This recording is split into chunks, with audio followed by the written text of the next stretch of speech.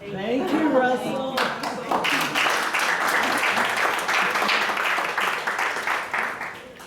Now, who wants that kind of rain? Yeah. Right? Wow. So we're continuing our series on Return to Wholeness. And there's still a couple of books, if you didn't get one, that are free that you can pick up. And as we think about this return to wholeness, this return to living as the truth of who we are, of being healed, living healed, and living whole, and living holy, we have a miracle in store today. How many of you would like a miracle? Okay. Seen anybody walk on water, break bread lately, and feed thousands? This isn't quite that kind of miracle, but it is a miracle nonetheless.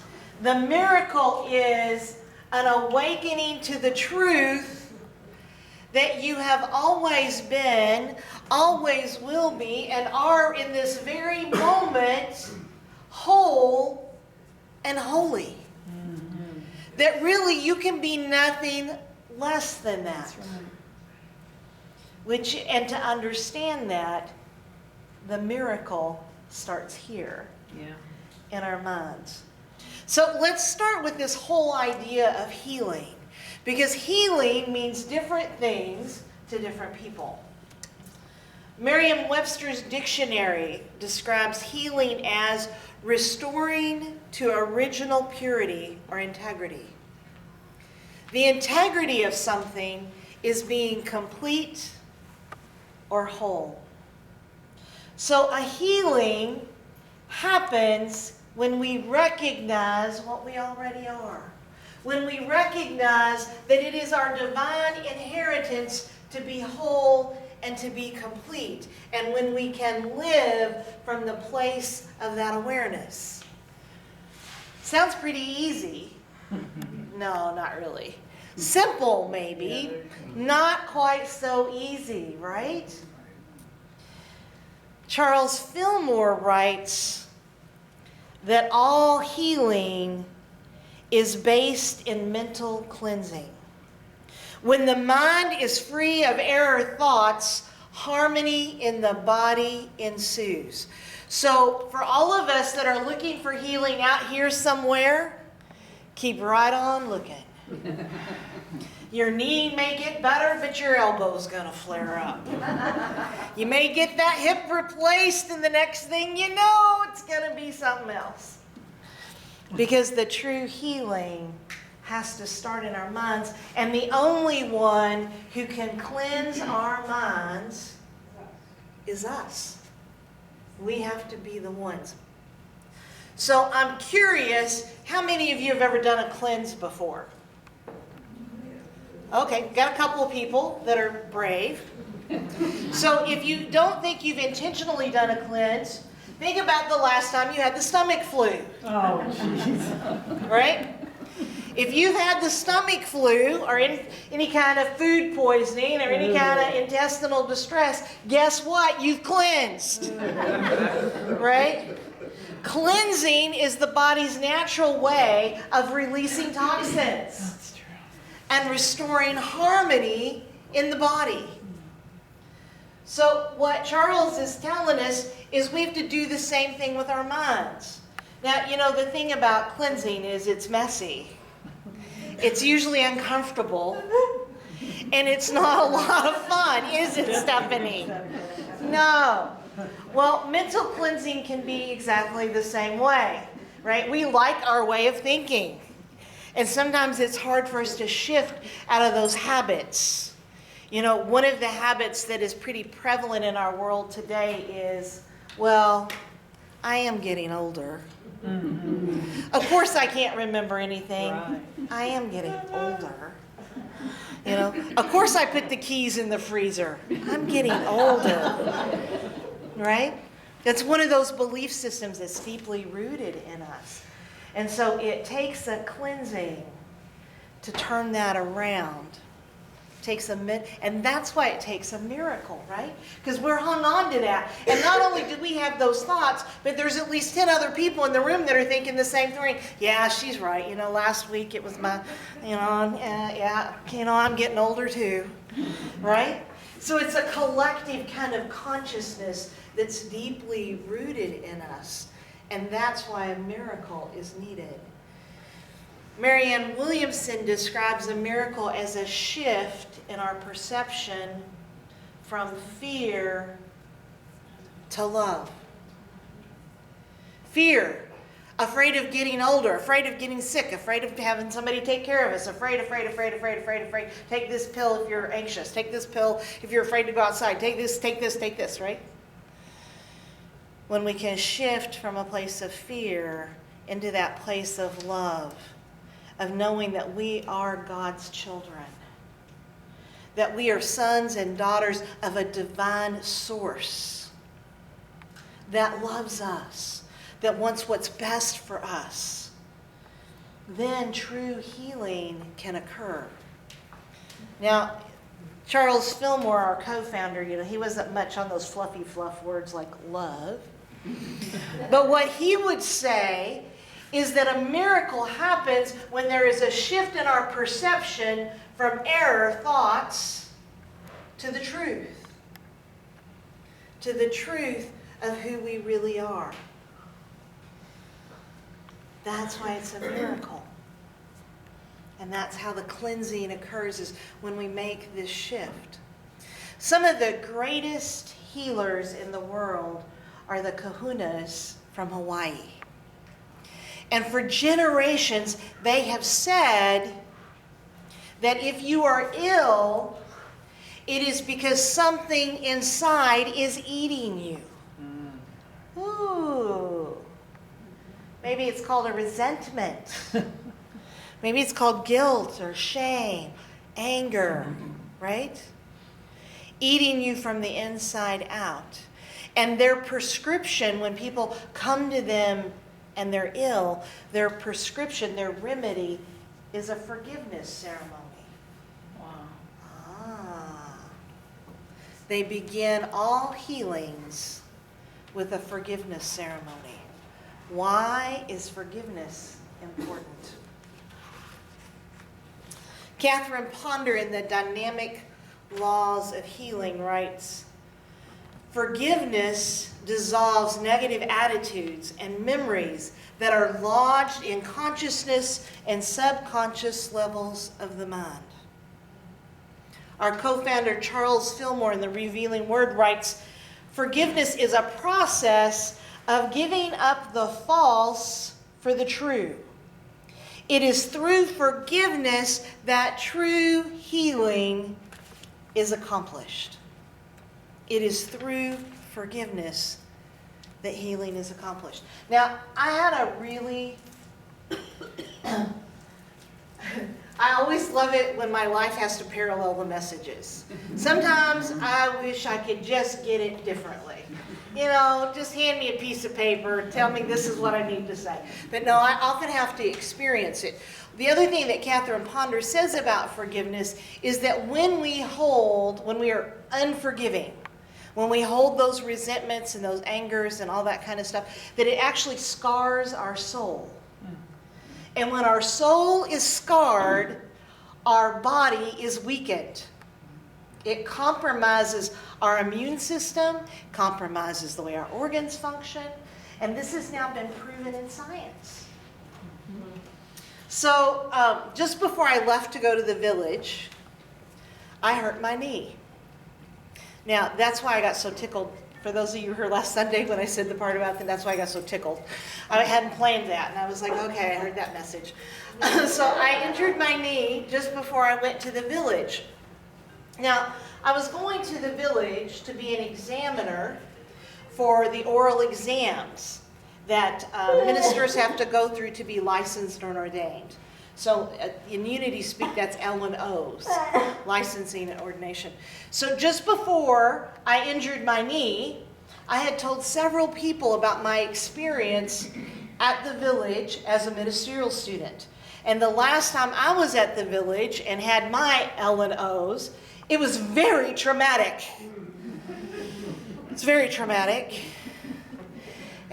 But for the grace of God and some friends, I wouldn't be a minister today. It was so traumatic.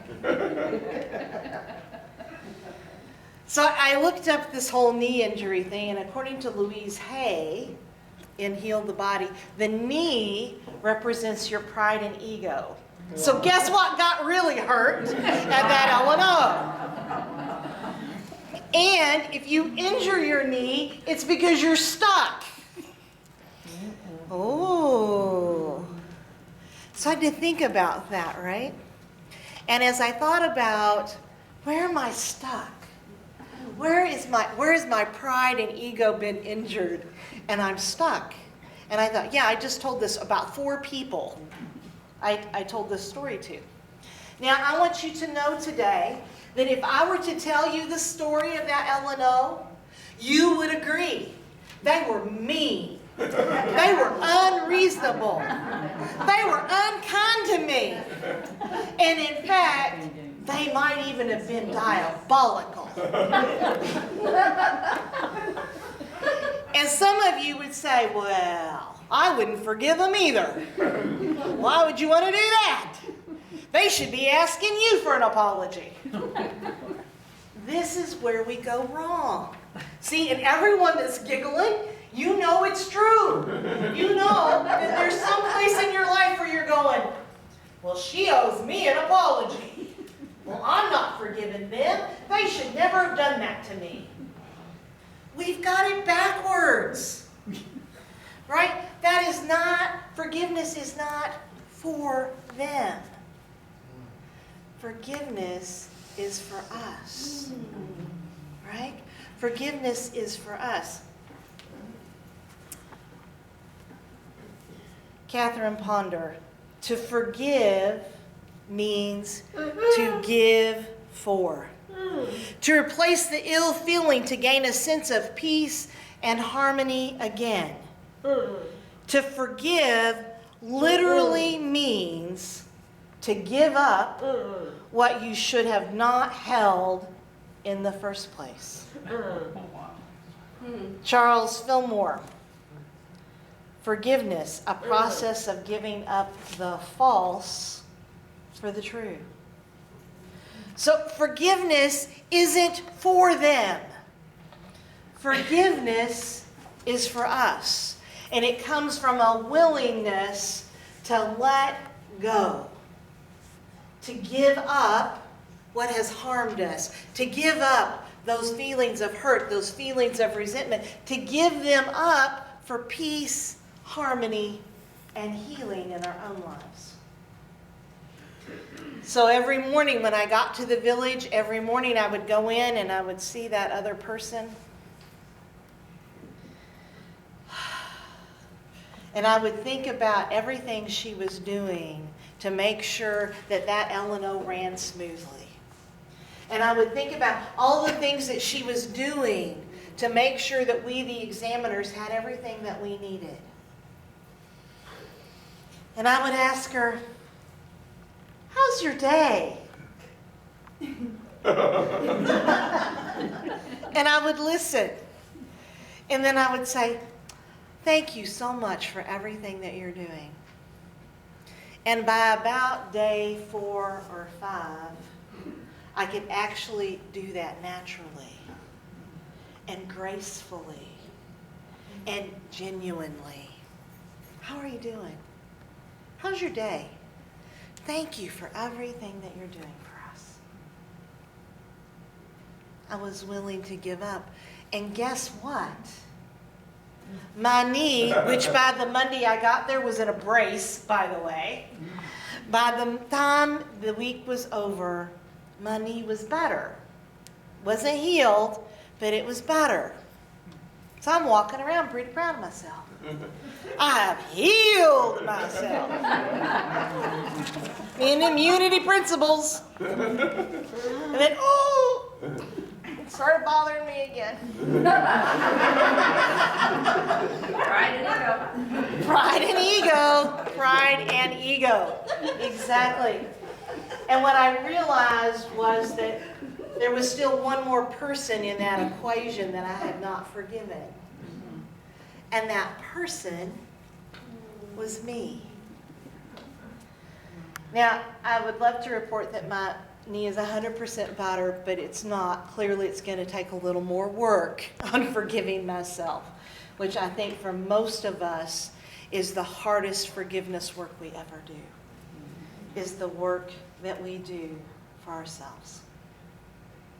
And yet, we are the most important people that deserve our forgiveness, is us. We deserve it more than anyone else.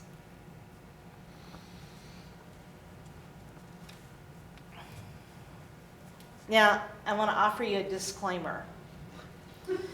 Now, remember last week when we talked about Myrtle Fillmore and we talked about affirmations, and I said just because you affirm it once doesn't make it true?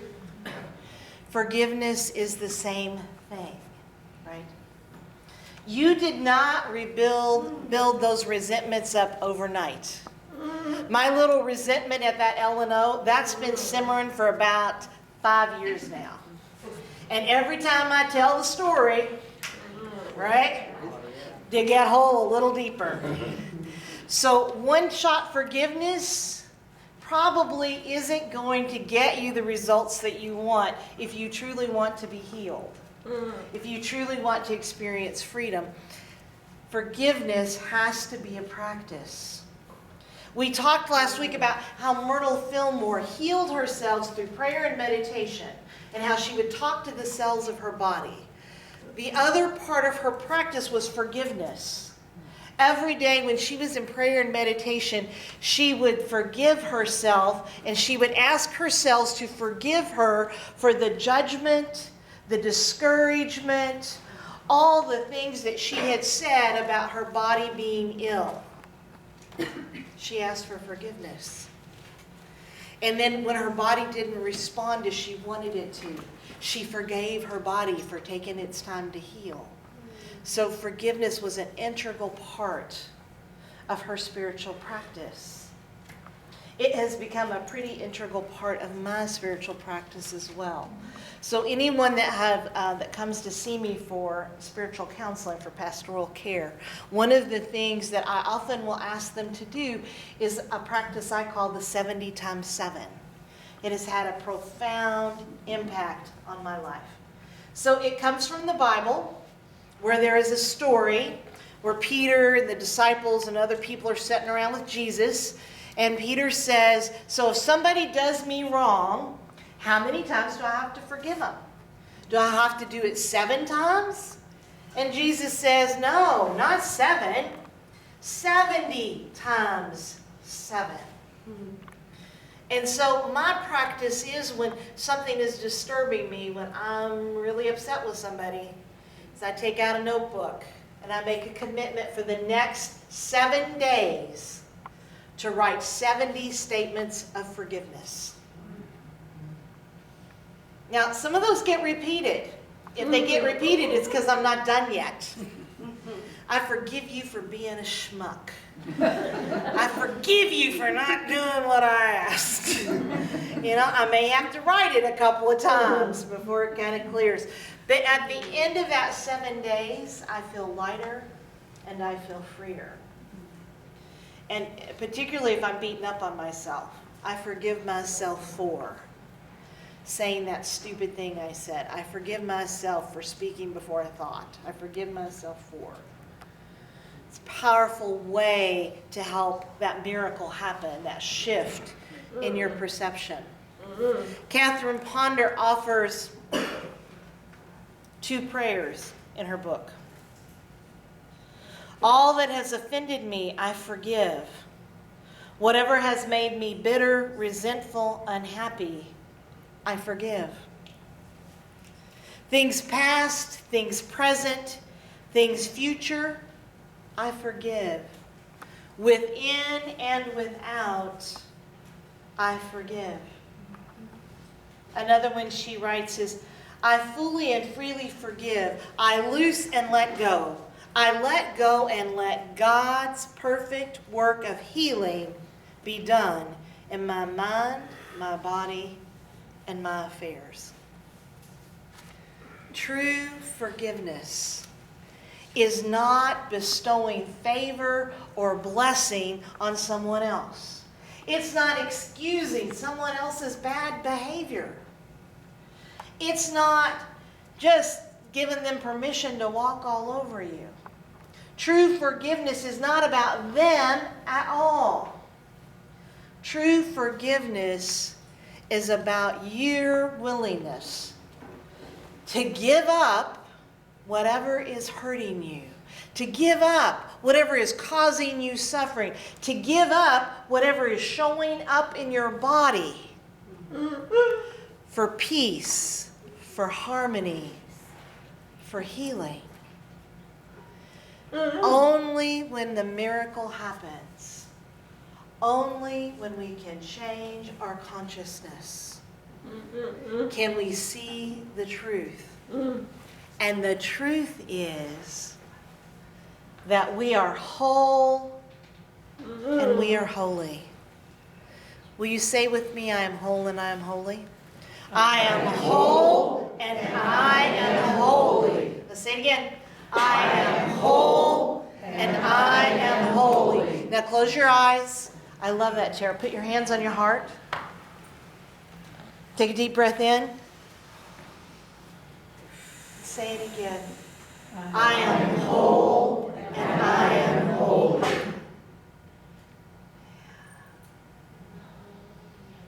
Namaste.